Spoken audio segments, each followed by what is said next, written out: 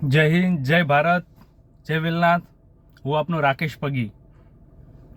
તારીખ 31 માર્ચ 2024ના રવિવારે સાંજે 3:30 કલાકે સામાજિક મિટિંગનું આપણે આયોજન કરેલ છે. હવે ઘણા બધા મિત્રો એમ કહે છે કે તમે સમાજમાં ભાગલા ના પાડશો, સમગ્ર કોળી સમાજ એક છે.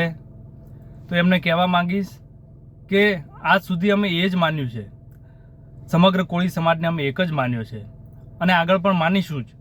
પણ કોળી સમાજમાં અમુક રહેલા અસામાજિક તત્વો, નેતા તો હું નહીં કહું, કારણ કે નેતા હોત ને તો આવું એ કરત જ નહીં.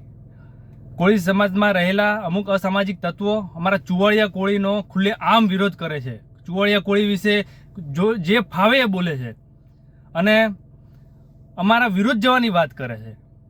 ત્યારે અમારે હથિયાર કાઢવા પડે છે. સાહેબ યાદ રાખજો, મારો ચુવાડિયા કોળી સમાજ એ સૂતેલો સિંહ છે.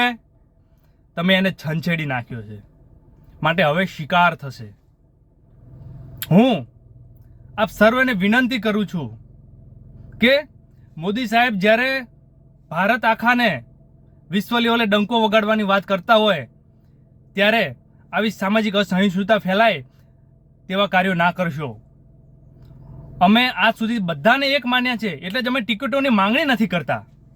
અમે આજ સુધી સરપંચથી લઈને સંસદ સુધી દરેક જગ્યાએ તળપદા કોળી સમાજનો અમે સાથ સહકાર આપ્યો છે. અને હું તો એમ કે વિશ્વમાં ચુવાડિયા કોળી સમાજ એક જ એવો સમાજ છે જેને આજ દિન સુધી ક્યારેય કોઈનો વિરોધ નથી કર્યો. કોઈ પણ સમાજને ટિકિટ મળી છે, મારા સમાજે વધાવી લીધો છે, મારા સમાજે એને જીતાડ્યો છે. અને ખાસ કરીને તળપદા કોળી સમાજને મારા સમાજે સૌથી વધુ સમર્થન આપ્યું છે. ત્યારે આખા ભારતમાં માત્ર એક ચુવાડિયા કોળી સમાજને ટિકિટ મળી અને તમે વિરોધ ઉઠાવો છો. હું આપને નમ્ર વિનંતી કરું છું, આજ પણ કહું છું, જેટલા વિરોધ કર્યો એ બધા સુરેન્દ્રનગરમાં સાથ સહકાર આપો, અમે ભાવનગરમાં સાથ સહકાર આપીશું. અમને કોઈ શોખ નથી તમારે સામે પડવાનો, અમને કોઈ શોખ નથી આ સત્તા પક્ષની સામે પડવાનો. અમે આપ સર્વને કહેવા માંગીએ છીએ કે સાથ સહકાર આપો, નહીં તો પરિણામ ભોગવવા તૈયાર રહેજો. આટલું જ કહીશ. જય હિન્દ, જય વેલનાથ.